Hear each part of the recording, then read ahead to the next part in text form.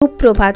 Well story with ঋষুরাজ family ভ্লগে আপনাদের সবাইকে স্বাগত জানাই। আজ সকালবেলা স্নান সেরে আমি কিন্তু বসে পড়েছি এই পারফিউমটা আনবক্সিং করতে। আমার আগের পারফিউমটা শেষ হয়ে গেছিল বলে ঋষুর বাবা দোকান থেকে এই চন্দন পারফিউমটা এনে দিয়েছে। এটা কিন্তু আমি এর আগে কখনোই ব্যবহার করিনি। মাত্র 8 ml এর দাম 420 টাকা, ভাবুন তাহলে। আর এটা আমি কখনো ইউজ করে তাই ভাবলাম আপনাদের সাথেই সবার প্রথম শেয়ার করি। তারপর রান্না বান্না সেরে যেই বাইরে গেলাম দেখি আমার ননদেরা সবাই কিন্তু আগে থেকেই হোলির জন্য ফটোশুট করছে, আর আমিও ওদের কতগুলো ফটো তুলে দিলাম। ওদের দেখে কিন্তু আমার সেই কলেজের দিনগুলোর কথা মনে পড়ে যায়। যাকগে, তারপর ঋষুকে লাঞ্চ করালাম।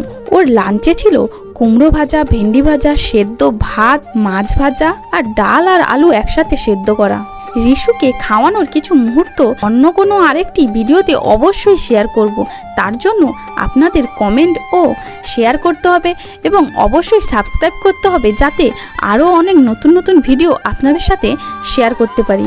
খাওয়া দাওয়ার পর আমরা কিন্তু চলে গেলাম ঘুমোতে, আর ঋষু কিন্তু একটুও ঘুমায়নি। বিছানার অবস্থা দেখো, ও খুব দুষ্টুমি করছিল, আর আমিও ওকে বেশি একটা বকাঝকা করতে পারছিলাম না, কারণ বৃষ্টির পরই আমার খারাপ হয়ে গেছিল, তাই গলাটাও ধরেছিল, তাই ওকে বেশি বকাবকি করতে পারছিলাম না। তারপর অনেক বকাবকি করে কান্নাকাটি করে তারপরে ও ঘুমিয়েছে। বিকেলবেলা ঘুম থেকে উঠে আমরা কিন্তু চলে গেছিলাম ছাদে, আর ছাদে গিয়ে দেখি গাছগুলোর খুবই খারাপ অবস্থা। 4 দিন বৃষ্টির পর 2 দিন রোদের পর এই গাছগুলোর অবস্থা সত্যিই খুব খারাপ হয়ে গেছিল। আর এই জবা ফুলগুলোকে দেখো, আর এই বেগুনি ফুলটা দেখো, এই ফুলটার নাম নাকি লিটুলিয়াম। এই দেখো হলুদ জবা।